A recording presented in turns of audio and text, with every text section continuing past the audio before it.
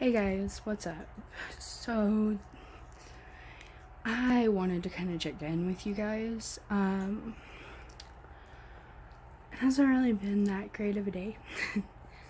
Morning went pretty smoothly. Not gonna lie, that was okay. But this evening, my wrist and just hand in general is not cooperating. So to give you guys an idea, my dad made hamburgers for dinner, right? So I'm sitting there eating a sandwich and I just drop it. Why? I don't know. It's not like a sandwich is super heavy, you know what I mean? And then I just continued to kind of drop stuff throughout the night, which is really frustrating. And then just knowing that there is nothing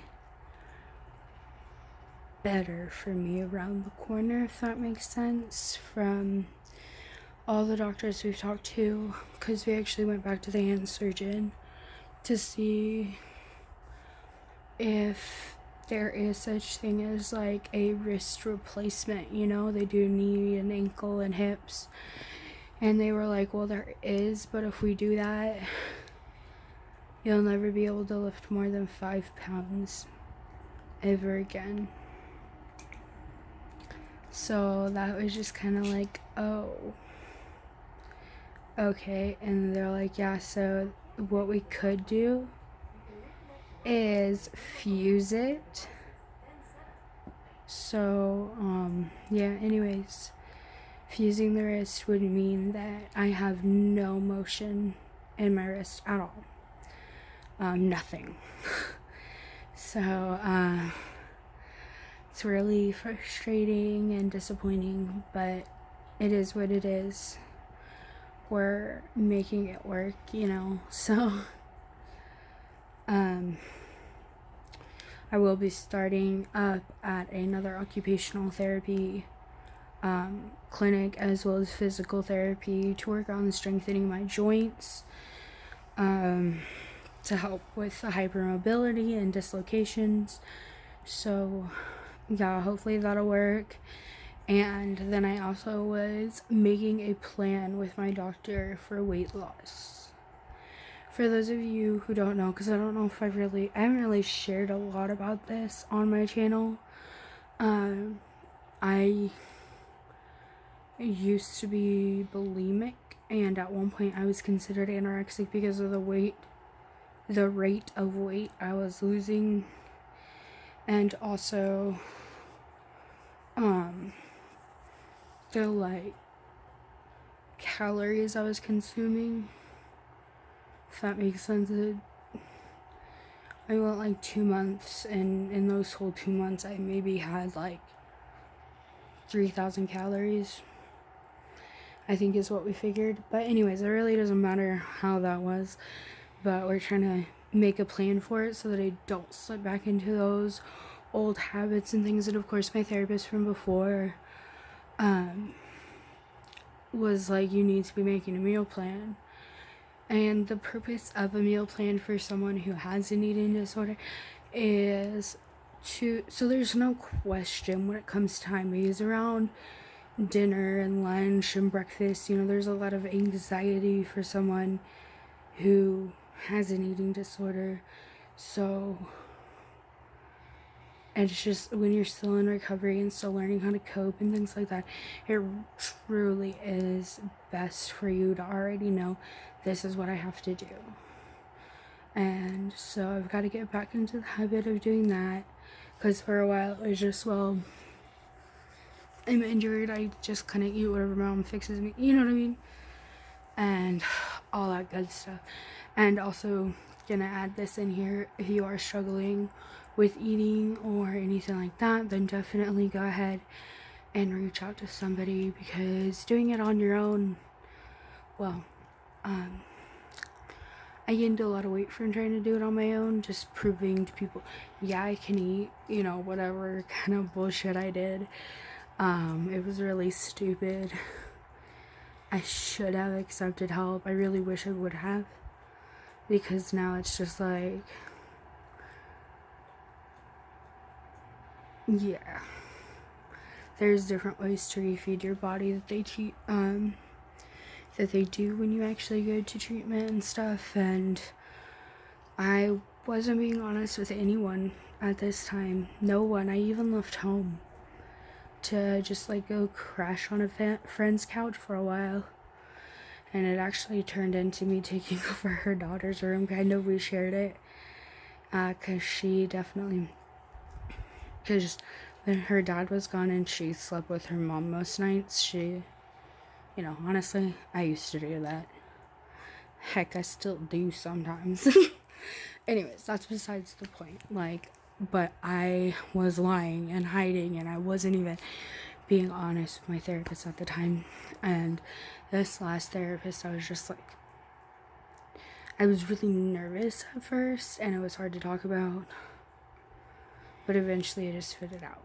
So we are going to work on weight loss, trying to avoid a relapse, and also that'll help with some of the issues, getting the strength back and all that good stuff. So we're hoping that we're starting to find something that will help us move forward, and we'll actually get to be somewhat normal. Because every time I turn around, they're like, oh yeah, there's no cure for that, there's no this, there's no that, there's really nothing we can do for you. And it's super frustrating. I have half of a wrist, because that was supposed to be the best course of action. And I honestly wish I would have gotten a second opinion.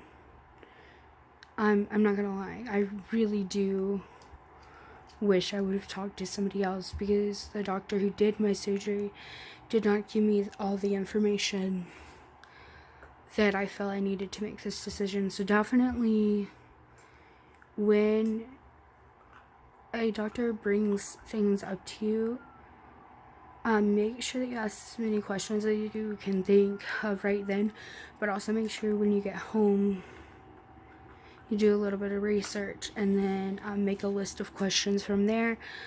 See them one, go to them another time to kind of tell them what your decision is, and yeah, because I was kind of in a rush, because my parents, I'm allowed to be under my parents as long as I'm a full-time student. And so since I'm a full-time student, sorry, I'm just really frustrated today. Since I'm a full-time student, I get to stay on their insurance, and then their insurance is awesome. The first surgery, they covered 100%. This last surgery, they said they covered 100%, but I got a bill. So we're just still disputing that. And then also, they had covered all of my occupational therapy for the rehabilitation for part of that. And then now since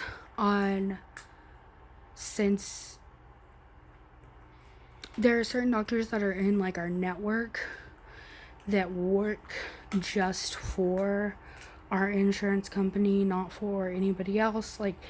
The only reason you would be in that hospital is if you had an emergency and you weren't gonna make it to whatever the next closest hospital was. You know what I mean?